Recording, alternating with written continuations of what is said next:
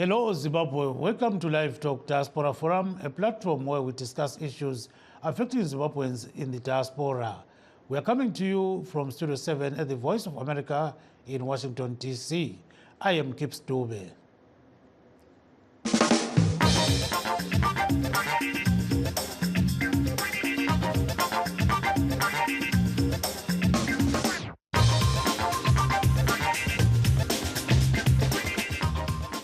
This evening, we are talking to Zimbabweans living in the diaspora amid political tensions back home. Namhla sixoxa labadabuka eZimbabwe abahlala kwamanye amazwe ngempilo yabo. Bazabuyela na ekhaya kumbe hatshi ngesikhathi kuxokozela kwele Zimbabwe kulandela ukhetho oluqhutshwe lonyaka. Before we discuss this issue, let's hear what is happening in the United States of America. For the first time in U.S. history, a Speaker of the U.S. House of Representatives who is second in the presidential line of succession, has been removed from office. Facing a challenge from his own party, Republican Kevin McCarthy failed to remain Speaker by a vote of 216 to 210. VOA's congressional correspondent Catherine Gibson has more. For what purpose does An extraordinary moment in American politics. For the first time ever, the leader of the U.S. House of Representatives has been removed from power. Speaker of the House of the United States House of Representatives is hereby declared vacant. Republican Representative Matt Gaetz forced a vote on removing McCarthy, expressing frustration at McCarthy's leadership after he failed to pass a government funding bill last week with conservative spending priorities. I think $33 trillion in debt is chaos. I think that facing a $2.2 trillion annual deficit is chaos. I think that not passing single subject spending bills is chaos. McCarthy told reporters he would not run again for the role of Speaker. I can continue to fight, maybe in a different manner. I will not run for Speaker again. But the slim Republican majority in the House meant that Gaetz needed only 8 Republican votes, along with all Democrats, to oust McCarthy, who faced increasing criticism since agreeing to a debt ceiling deal earlier this year with President Joe Biden. Many of us had begged the Speaker, pleaded with the Speaker repeatedly to utilize the debt ceiling to leverage spending cuts and reforms. But instead, he negotiated an unlimited increase to the debt ceiling. Although the majority of Republicans voted to keep McCarthy in leadership, think long and hard before you plunge us into chaos, because that's where we're headed if we vacate the speakership. It was the votes of Democrats uniting to remove McCarthy that made the difference. We're not voting in any way that would help save Speaker McCarthy. He is not trustworthy, and I think you can see that within his own caucus, but you can certainly see it the way he's treated us and the American people. The historic upheaval in the U.S. House comes at a key moment. The short-term government funding deal did not include U.S. aid to Ukraine. All the House leadership is supportive of continuing to help Ukraine. And the vast majority of House members on the Republican side are in support of continuing to help Ukraine. There's a small number of very vocal, a small minority of vocal members who are pushing back on that, but they don't represent their party, they don't represent their leadership. U.S. lawmakers will hold elections next week for a new Speaker of the House, the person who is second in the presidential line of succession. Catherine Gibson, VOA News. In Zimbabwe, a member of the opposition Citizens Coalition for Change, Sengezo Chabangu, claiming to be the interim Secretary General of the party, has recalled some members of parliament and councillors. He says they were imposed by the Nelson Chamisa leadership in the 2023 general elections. Chabangu was a CCC cluster leader for Pinga district in the run-up to the harmonized polls, said all the recalled lawmakers, including Eric Gono of Emakandeni, Pasho Sibanda of Culture Park and others, were not nominated by citizens in the grassroots selection process. I have the authority and the power bestowed on the interim constitution that we recall people. number one. Number two, we are restoring internal democracy because we realize that we are now off people with picking individuals that are closer to them as a candidate. So we're saying, no, this must stop. We want to take this party back to its founding values and practice which this party was formed. So on those basis, this is why we have taken this path that people who were elected, who were chosen by the people as their representatives, should be given an opportunity to lead people. But under these circumstances, we realize that we have got people in parliament who were imposed. We have got people in Senate who were imposed. We have got people in councils who were imposed. And we are saying, as an institution, as a democratic party, let's restore that. So this is an internal imbalance. Yes, we hear you, but the party is saying they don't know you. They're saying you are just a fake person and you're not in the structures and you're just recalling people, on your own without consulting them. I'm afraid if those who say they don't know me, then where do I derive the power to recall people? If I can recall people and then you still deny that you don't know me, then you wait and see the result. Because we have got the power, we've got the authority. We are deriving our power from the interim constitution, which we have submitted. So we are the people as representatives. Anybody who has got a challenge, I don't need to be known by anybody, but I have been into this struggle since 1999. Anybody who feels challenged by the position that I've taken, he should go to court. That was Sengezo Chabangu, who claims to be the interim Secretary General of the Citizens Coalition for Change. We also spoke with the Gift Ostaros Ziba, interim deputy spokesperson of the Citizens Coalition for Change. It came to our attention that there are letters circulating on the internet, purportedly coming from the Citizens Coalition for Change, as led by Advocate Nelson Chamisa. We want to reject the so-called letters. They don't belong to the Citizens Coalition for Change. We have not effected any recall of our councillors and members of parliament. All our deployees are continuing with the responsibility given to them by the people. The citizens movement has not done any recall of members of parliament or councillors.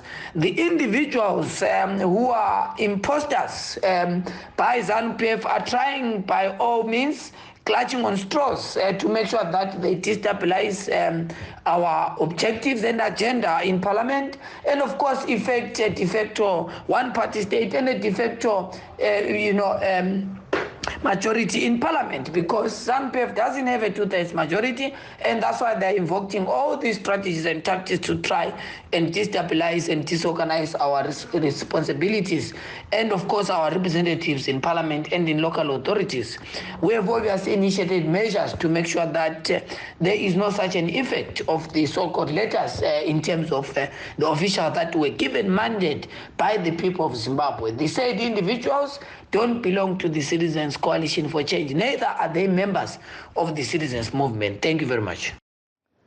That was Gift Ostaros Ziba, interim deputy spokesperson of the CCC. Elsewhere, a 29-year-old woman from Zimbabwe is a social media sensation after making a name for herself as one of Europe's top truck drivers.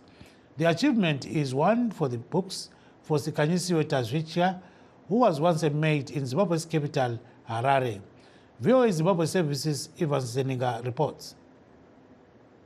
Popularly known as Lady Trucker Zim, Sikanyisiwe Tazwichia is a proud trucker in Warsaw, Poland, where she now lives and works. With over 100,000 Facebook followers, the former maid turned eighth moving equipment operator says she is proud of her achievement. I started as an housemaid in Waterfalls, Harare, and then I decided I have to upgrade myself from an housemaid to an earth-moving machine operator. So by that time, it wasn't easy for me to raise like about $600 for earth-moving certificate by myself, because my salary was very little. Tajichka explains that she didn't want to settle as an earth-moving equipment operator and decided to pursue a training course in the male-dominated field of driving. From that time, my life started to change. And I started working as an operator, operating earthing moving machines like front-end loader, series roller, excavator. You know, it was good. That was my wish to change myself to someone. To many men and women who have followed her journey, Tajichka has been an inspiration. Fellow Zimbabwean Hope Magara from Midlands, who also now lives in Poland, says she is now a tracker thanks to Tajichka. I worked with the Skanyiswe Tajichka. She was also my first driver. She was teaching me a lot of things like tachograph, filling CMR, loading and unloading. Skanyiswe Tajichka is a hard worker. She's very kind. I like her character. I also wish young girls out there who also wants to join to be truck drivers that there's nothing hard about driving a truck. You guys can come and join us. If I can do it, you can also do it. Another Zimbabwean, Zamani Hlotlo, is already working as a truck driver in South Africa, but is planning to join Tajichka in Poland. Through her Lady Trucker Zim Facebook page, Tajichka has been helping many like Hlotlo process documents to work abroad. I applied in Poland for a job there, but through the inspiration of one young lady named Skanyisiwe Tajichka. She is a young lady from Zimbabwe, a truck driver there. She's quite good. Many companies are benefiting indirectly from her. If they knew, she is a treasure. She's just good. As a single mother of two, Tajichka says she wants to see more women succeed in anything they pursue by staying true to their dreams. You have to find what you're passionate about and go for it. No matter what your goal is, there is no one sure path to success. So know where you want to get to. Believe in yourself, take calculated risk, capitalize on opportunity, and work really hard. For now, Tajichka has no plans to leave the trucking business anytime soon and hopes to continue inspiring others. Evans Zeninga for VOA News in Washington. Thank you very much, Evans, for that piece. Back to our topic of the day. Many Zimbabweans living in the diaspora say they are worried about the political situation back home following the holding of disputed elections in August this year. The opposition CCC insists that fresh elections should be conducted, while ZANU-PF maintains that they were free, fair and credible. Many observers, including the SADC mission, noted that the elections fell short of regional and international standards. With this impasse, many Zimbabweans living in the diaspora are worried about their future. What's in store for them in the near future? Let's take a very, very short break. Stay tuned. In times of change, when the world seems uncertain, and what we hear doesn't reflect what we see, we seek the truth. When we are told only part of the story, we lose trust. In moments of crisis, our dreams, hopes, and wishes for a better tomorrow depends on a free press. At Voice of America, we bring you the stories that people take risks to see. We connect the world and unite it with truth. At Voice of America, we show you the whole picture.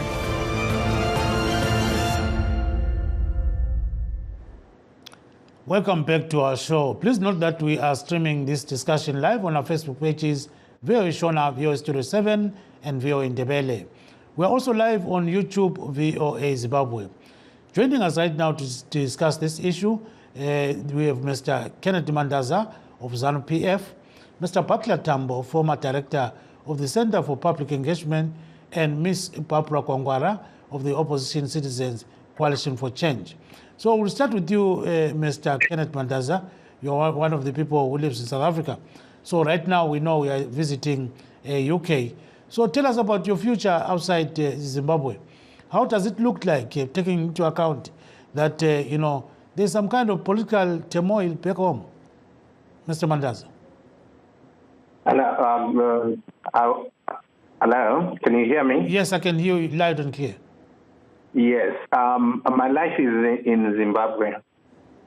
Yes. And most of the things and where I stay most of the time is in Zimbabwe. I've stayed in the diaspora for quite some time, and I'm quite aware of the challenges that people go in the face while they're in the diaspora. But with regards to the question that you have just asked, the future of the people that are in the diaspora, with the experience that I've had for the time that I've been in Zimbabwe, this is an option moment for those who have acquired their wealth to go and invest in Zimbabwe, given the plethora of opportunities that are there. There are people that are saying that it is not possible to go because of the alleged disputed elections. But if we look at what happened on the 23rd, and even before the 23rd of August, you will see that the country was peaceful during and even before the elections. And even now as we speak, the country is peaceful. The people are conducting their business in the country without any intimidation, without any fear. But right now, Mr. Mandaza, right now we see that there are some alleged abductions that are going place, so let's put that into account, Yes. Like you rightfully said, they are alleged abduction. We have heard the story of alleged abductions for a long time now. And these are theatrics that people in the opposition many a times are found involved in order to send out a particular narrative that suits the agenda that they have. I stay in Zimbabwe, and I can assure you that currently there is peace, and people are conducting their business freely. And the freedoms that many people would want to experience, they are there, they are enjoying them. And as a result, those who peddle the issues and the notions of abductions and other things, they need to go into the country and see it for themselves.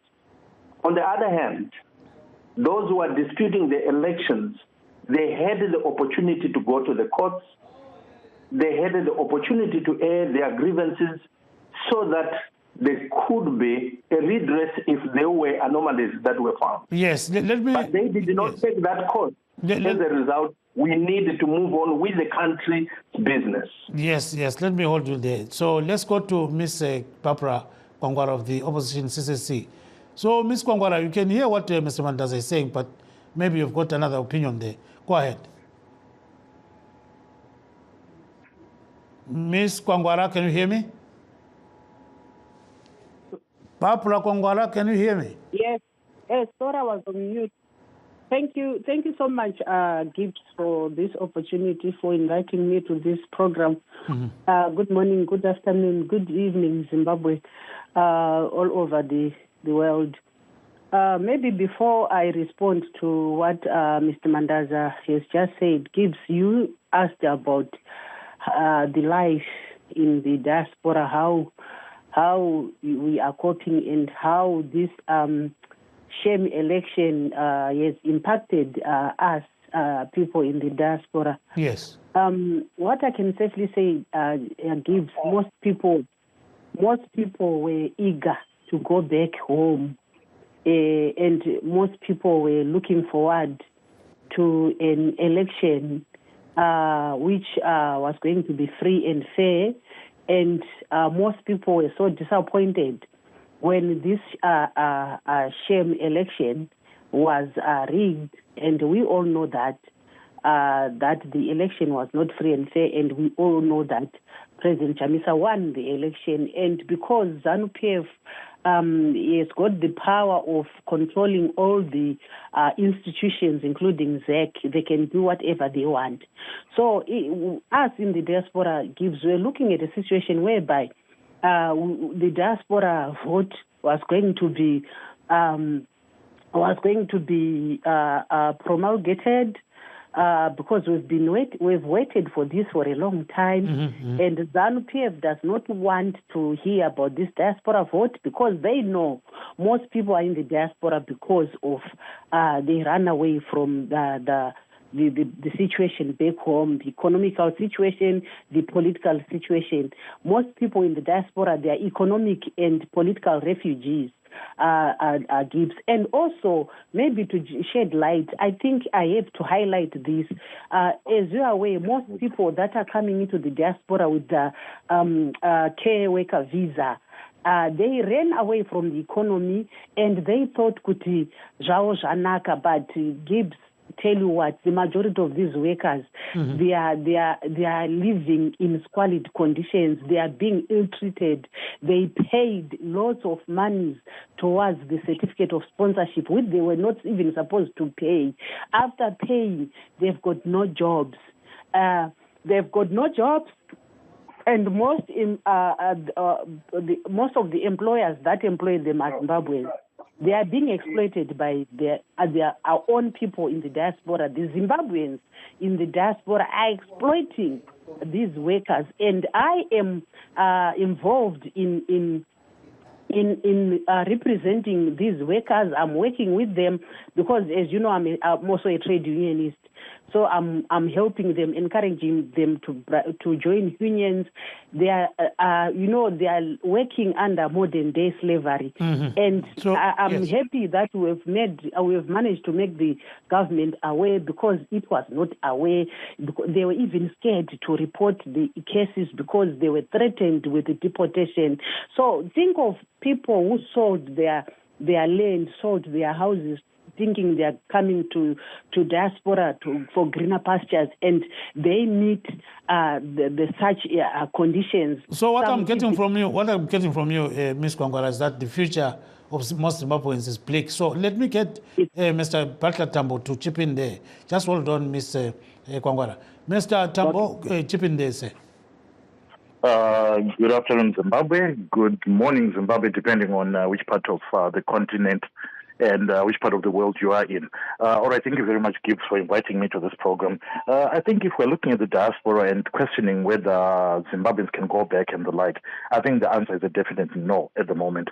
I think we all know that we have had such a situation before. I think 2008, when the unity government came on board, the reason why I'm raising the issue of the unity government back in 2008 is that we saw a lot of Zimbabweans who were in the diaspora coming back home to try and invest, to try and get new jobs, to try and reset their future within Zimbabwe. I think that showed the commitment of the diaspora. That showed that Zimbabweans generally are patriotic in nature and they would love to be in their own country and not necessarily to be living in foreign lands. I think Ms. Kwangwala also talked about the fact that people have to go through all the humiliation in the diaspora just to make ends meet and for them to be able to send something back home. But at the moment, the biggest challenge is it's not only the issue of the elections. I can't say the elections were rigged or were not rigged because I clearly do not have any evidence to support either of the claims. But what I can safely say is in terms of coming back home, it will be a while before Zimbabweans start coming back home. First of all, there is poor infrastructure. I'll give simple examples. For instance, right now, if somebody were to want to invest back in Zimbabwe, there is the issue of power generation itself. Even if you've got your small business, the fact that you have to rely on generator power, you now have to rely on solar for you to try and power some of the activities that you do is on its own a hindrance to somebody wanting to come back to Zimbabwe. Number two, there are issues of volatility in terms of the currency itself in Zimbabwe currently as we're speaking. So you find that even if somebody were to want to do business and were to want to export, the fact that the policies are not in support of even exporters, somebody is not even sure that if they do their business in Zimbabwe, sell their products outside the country, will they be able to go to the Reserve Bank bank, pick up their money in Forex, and be able to continue with their business. So all those are hindrances that would make any Zimbabwean shy away from coming back home. And then, of course, there is issues to do with even the education sector right now. Let's look at people who are being educated in Zimbabwe. Yes, we might want to talk about Zimbabweans as being some of the most educated in Africa mostly. But then the quality of education has really gone down, because what most private schools are teaching are things that other countries in the diaspora, government schools are actually teaching. So you realize that all that comes into play, and anyone who's in the diaspora considers all that the future of their children, right? If somebody were to be educated in Zimbabwe, what are the chances that they will get a job in Zimbabwe? Chances are almost close to nil. That's the reason why even those, the political elites and business magnates in Zimbabwe actually send their children to the diaspora to be educated in these countries, because they see more hope of a better schooling system, of a better education system outside the country, of which if things like that were to be fixed in the country, maybe people can start thinking about coming back. So instead of simply saying the diaspora should come back, maybe let's try and create employment for the people who are still in Zimbabwe, who have remained in Zimbabwe. After we've made and absorbed all the workforce that is in Zimbabwe, then we can start talking about those in the diaspora coming back home. Thank you, yes, Mr. they Tam. have Yes. the skills. Yes.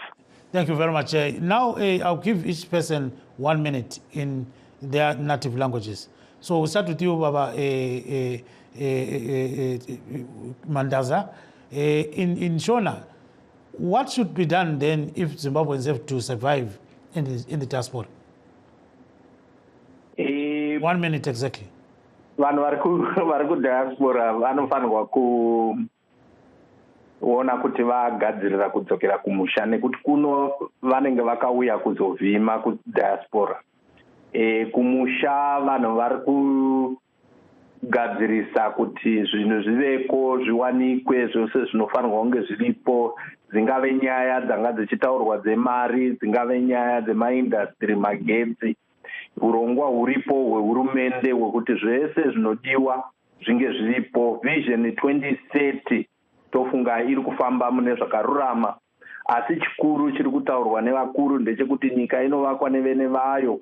Saka isu vari kudiaspora, tisu vene venyika iyoyo, tinokurudzirwa kuti nepatinogona ngatiuyei tibatsirane tivake nyika yedu. Hakuna imwe nyika yatinoti Zimbabwe, iyo Zimbabwe yega iyoyo. Yes, yabonga kakhulu ke Nkosazana Gwangwara ngamafutshane sibili 1 minute mama. Pho kwenziweni lapha ngoba kukhanya kulohlupho la? Ngikhuluma isiNdebele mbe. Yeke isiNdebele mama, isiNdebele. Okay, ngiyabonga Gibbs. Mina engakukhuluma ukuthi okwathesi abantu abase-diaspora ukubuyela ekhaya ukuchitha isikhathi, ngoba ilizwe ukuze kube le investment kumele umkhonomi ube stable, kumele imali ibe stable. Kathesi asila mali esingathi imali le ngeyethu, imali ethengayo, imali yethu eyokuthiwa ngeyethu kayisathengi lutho Gibbs. So angeke ngisuke mina e-UK lama-pounds ami ngisithi ngiya-invest eZimbabwe ngiyethwa ngithengise ngebond kumbe nge-RTGS, vela akuphumi.